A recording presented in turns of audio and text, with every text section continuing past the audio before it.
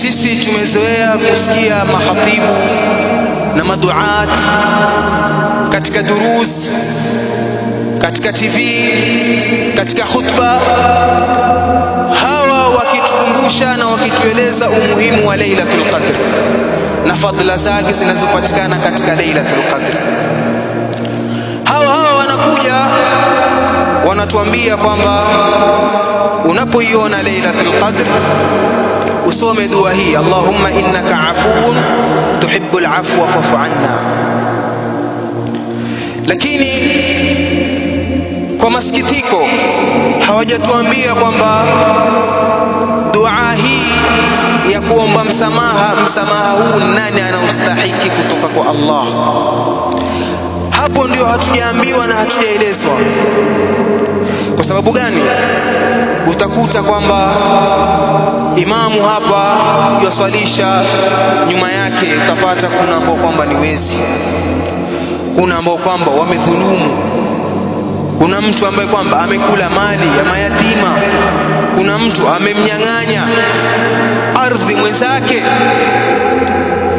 Wewe unakuja hapa unamwomba Allah subhanahu wa ta'ala msamaha upi wewe unautaka?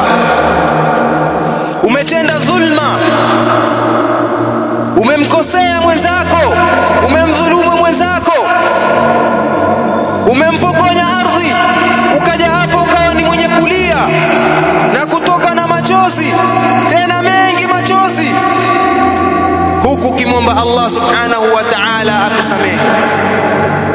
Ndugu zangu Waislamu, tujue kwamba Allah subhanahu wa ta'ala hapa yuko kando na wewe.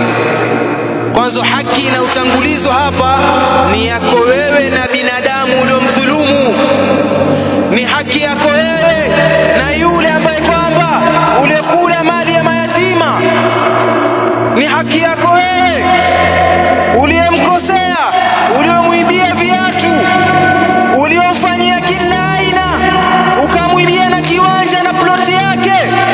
Usije ukalia kwanza hapa, mfuate umwombe msamaha binadamu mwenzako.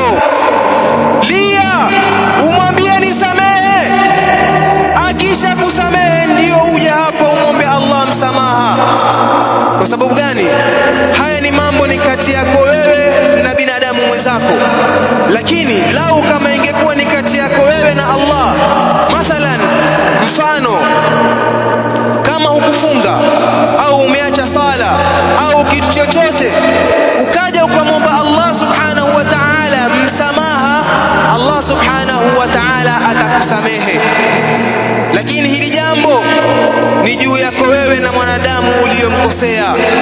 Hata ukalia ukatoka na machozi ya damu, madamu mwenzako umemdhulumu, ujue kwamba Allah subhanahu wa ta'ala haki hii haisahau. Ni hatari mno. Unaweza kulia Ramadhani nzima ukamwomba Allah msamaha, lakini kumbe ule mwenzako umemdhulumu.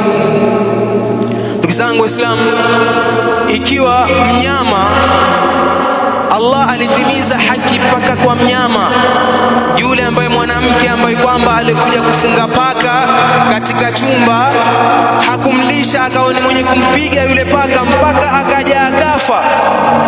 Tizama, Allah subhanahu wa ta'ala akaja akamjalia yule mwanamke kwamba yeye ni wa kwenda motoni kwa sababu ya paka. Angalia Allah anavyoitunza haki mpaka kwa mnyama. Kinyume chake, yule mwanamke ambaye kwamba ni khanithi, malaya, akaja akamlisha maji yule mbwa, ikawa ni sababu ya yeye kuingia peponi. Allah subhanahu wa ta'ala hakuiwacha hiyo haki. Ndugu zangu Waislamu, hao ni wanyama. Je, mimi na wewe tuliokosana, unatarajia kwamba Allah subhanahu wa ta'ala atakusamehe? Wewe kwanza kamwombe msamaha. Haya masiku yaliyobakia, mtafute kwa simu, umwambie nimekufanya kadhaa, wewe hujui, nimekudhulumu, nimekuibia, naomba tuzungumze haya masala, unisamehe. Masiku yamebakia ni mawili au ni siku moja nipate msamaha wa Allah. Akisha kusamehe, njoo hapa sasa ulie na Allah subhanahu wa ta'ala, na Allah atakusamehe.